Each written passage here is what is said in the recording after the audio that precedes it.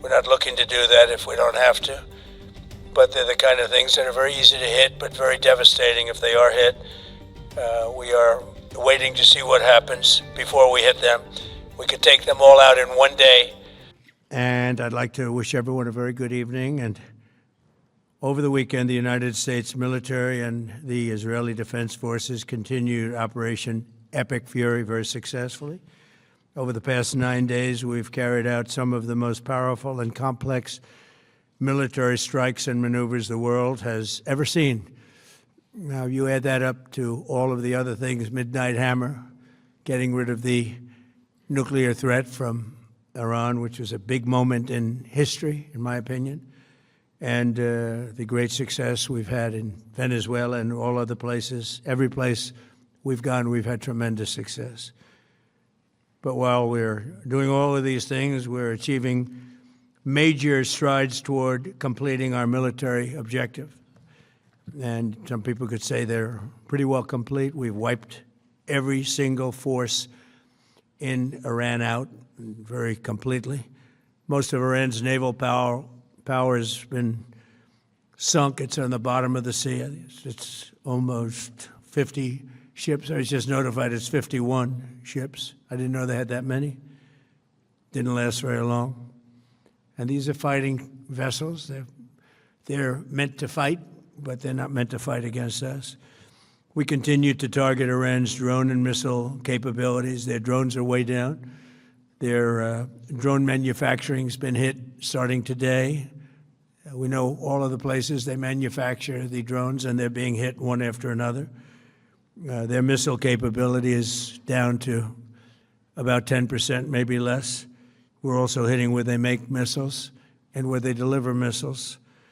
We've struck over 5,000 targets to date, some of them very major targets, and we've left some of the most important targets for later in case we need to do it. If we hit them, it's going to take many years for them to be rebuilt, having to do with electricity production and many other things. So we're not looking to do that if we don't have to. But they're the kind of things that are very easy to hit, but very devastating if they are hit.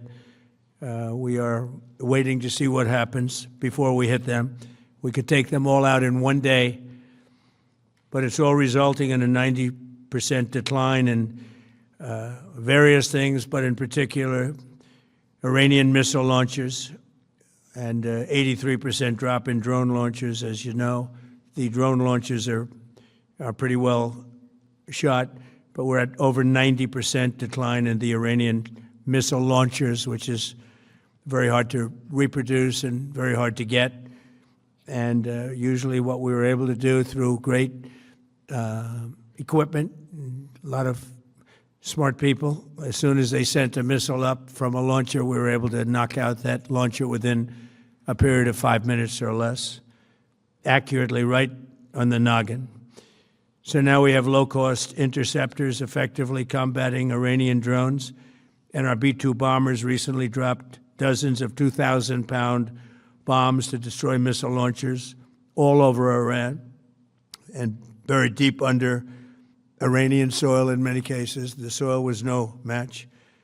And we're also annihilating the manufacturing base that the regime uses to build drones and missiles at a rate that nobody thought was possible. We're knocking them out.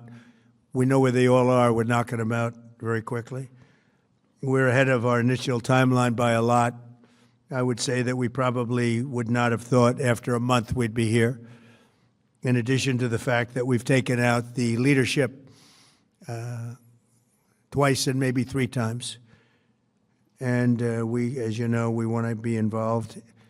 We don't want another president that maybe wouldn't be willing to do what I'm willing to do for the good of the world, for the good of our nation, to be stuck with this situation in 5 years or 10 years from now. So we think they should put a president in, or the head of the country in, that's going to be able to do something peacefully for a change. They've been doing this for 47 years, killing people for 47 years, whether it's the barracks or even the SS Cole where they were involved. Very strongly, they always denied it. But where they were very strongly involved, and all of the people that died through the roadside bombs, died and are right now walking around with no legs, no arms. a face that's been so badly damaged. The Iranian regime has been attacking Americans and spreading terror for 47 years, and despite these countless opportunities to renounce their nuclear ambitions, which they had just a short while ago, they told Mr. Witkoff, who is standing right over here, they said, they actually said, we want to keep building. Essentially, in a real nutshell, we want to continue to build nuclear weapons. If we didn't knock out Midnight Hammer, if we didn't knock out their Iranian potential, if we didn't do that with Midnight Hammer, they would have had a nuclear weapon. They would have used it long before now. And at a minimum, Israel would have been annihilated. I was very lucky that we had the courage to do that, that we had the talented pilots and the great equipment. The B-2 bombers are unbelievable. We ordered 25 more, by the way. The newer, better version. It's we have the greatest military in the world. We have the greatest equipment in the world by far. You see that no matter where we go. You still need the people, though, to operate it and to use it. And those are the people that we cherish. Even after we obliterated their key nuclear sites in Operation Midnight Hammer, they never negotiated in good faith. They still continued to say, we want to build nuclear. We want enrichment at levels that were unacceptable.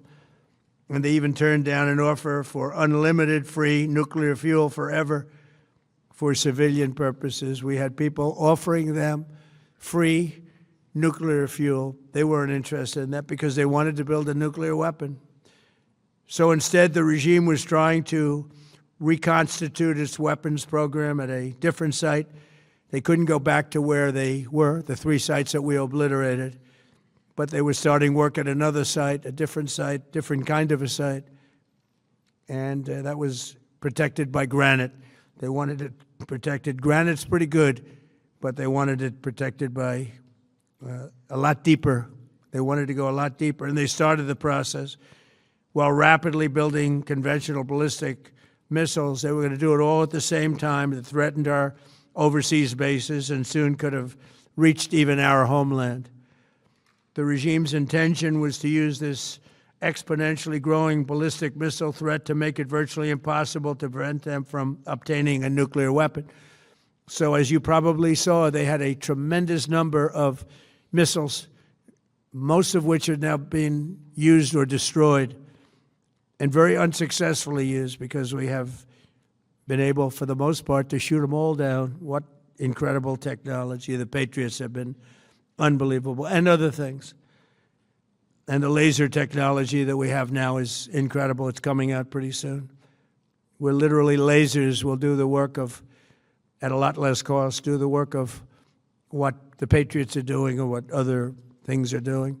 The situation was very quickly approaching the point of no return, and the United States found it intolerable, in my opinion, based on what Steve and Jared and Pete and others were telling me, Marco, so involved, that I thought that they were going to attack us. I thought they would, if we didn't do this at the time we did it, I think they had in mind to attack us. And if you notice, they did something which was very foolish, very stupid, I would say. They attacked their neighbors. And their neighbors were largely neutral, or at least weren't going to be involved, and they got attacked. And it had the reverse effect. The neighbors came onto our side and started attacking them, and actually quite successfully. If you look at Saudi Arabia, you look at UAE, Qatar, and others, but they were strong and they were smart, but they got attacked. Nobody, when I first heard it, I said, no, somebody made a mistake. There was no mistake. UAE had over 1,000 missiles shot at it, knocked them almost all down. On the very first day I came down the escalator in 2015, I said, quote, I will stop Iran from getting nuclear weapons, and all I'm doing is keeping my promise. Think of that. That was in 2015. I said it. It was a threat then and a much bigger threat now, but no longer a threat, not for a long time anyway. We want to keep it that way. As we continue Operation Epic Fury, we're also focused on keeping energy and oil flowing to the world.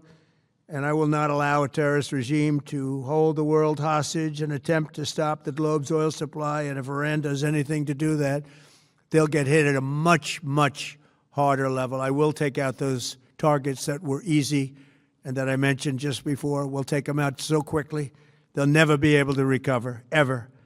If they want to play that game, they better not play that game. In the long run, oil supplies will be dramatically more secure without the threat of Iranian ships, drones, missiles, nuclear menace, or anything. So the Strait of Hormuz is going to remain safe. We have a lot of Navy ships there. We have the best equipment in the world, inspecting for mines.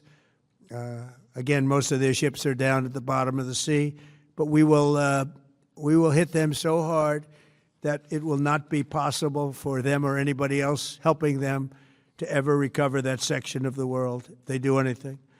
In recent years, the regime and its terror proxies have launched attacks on hundreds of commercial vessels.